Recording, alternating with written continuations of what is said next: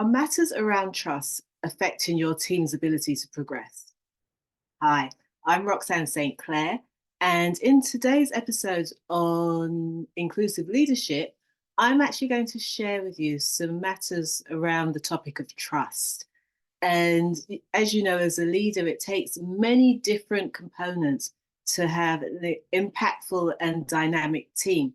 So today, as I said, we're going to talk about trust. I'm going to just go through a few of the areas that I feel have a direct impact on the trust and the team, and then wrap it up so that I leave you with just a bit more insight and some things to consider about your own team, your leadership style, and how you handle the issue of trust. So, first and foremost, what I would say is that in a team environment, one of the first aspects is to really consider how do you build trust from the get-go? What is it? What does it mean? Because it may mean different things to different people. But in our conversation today, I'm going to try and keep it as simple as possible and stare around the idea of people feeling safe. So when I say people feeling safe, they know that when they come into your team environment, it's a safe place for them, that everybody's got their best intentions at heart. So that starts with you, but it also ripples out to the rest of the team. Because if you're an integral part of the team, and you do not feel that there is that trust, you do not feel that you can depend on your colleagues and your co-workers, then how do you work effectively and become an impactful and high-performing team? So that's one of the first things I would look at, is how do you create an environment of trust so that every member of your team actually feels safe? Because it's in that safe environment that we can work together and explore and gel. So maybe you want to be sort of jotting some answers down as you're listening to this, because this is really about you and your team. So I know that I've been in team environments, and even though we've had different characters, different dynamics, we've had to have some element of trust that people will, maybe that trust that they'll do what they say they're going to do.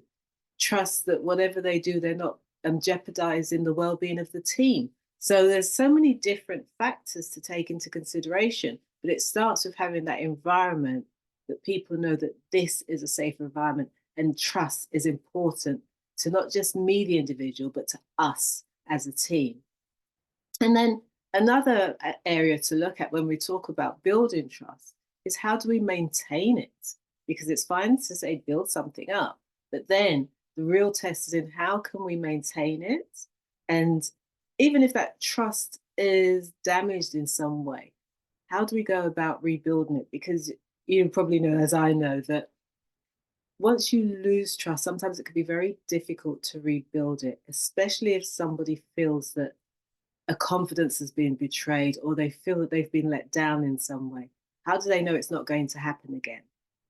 So when you now look at yourself as a leader, I'm going to invite you to think about, how do you create a safe environment for people to work in?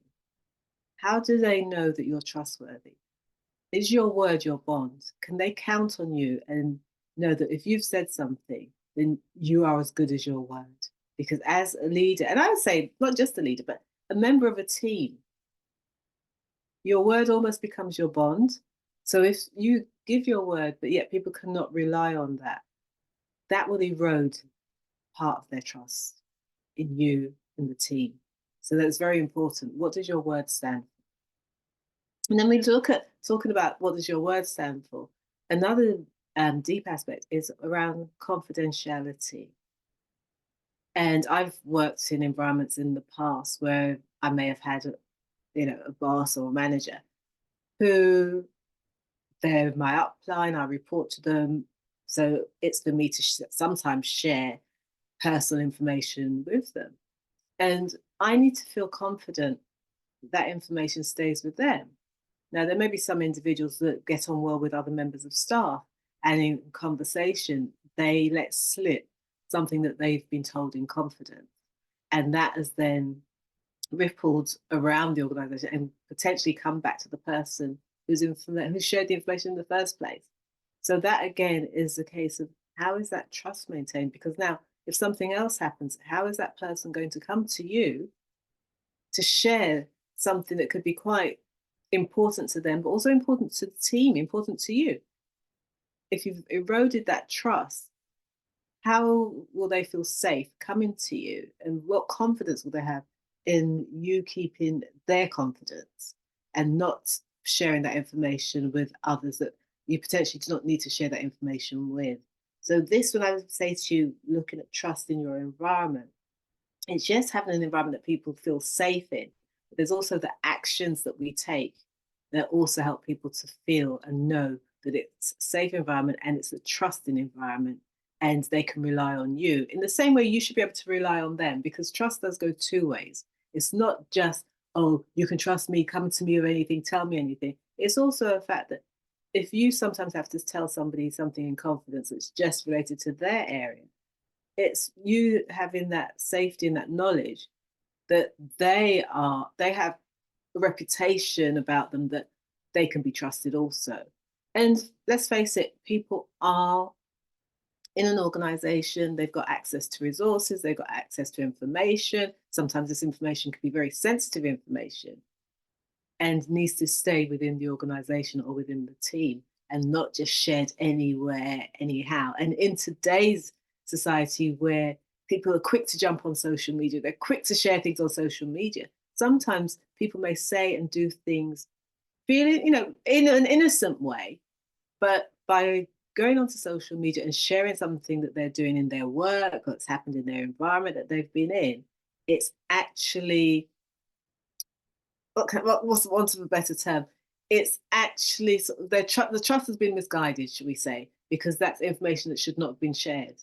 And it is so easy nowadays for people to forget that not everything that happens in an environment needs to be shared out in the public domain. So how do you work around that? How do you ensure that people know what's acceptable and what's not acceptable when it comes to sharing information outside of the team, outside of the organization? So these are some of the things that we're looking at on trust. How do we keep an environment and set an environment up so that people know that it's a safe environment and it's a trustworthy environment? How do we ensure that people feel safe in that environment? Because again, that's what builds trust.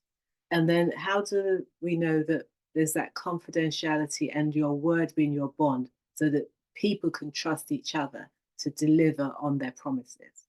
So that's just a short episode today, but I felt it was a good one for us to just get into that ideas and the elements of trust and what trust means to us and how we ourselves can make sure that we're practicing in a trusting way and we bring everybody else on board with us so that we have trusting environments where people can actually excel and people feel safe doing what they're there to do. So until the next episode, take care and I look forward to seeing you soon. Remember to subscribe. Okay, bye for now.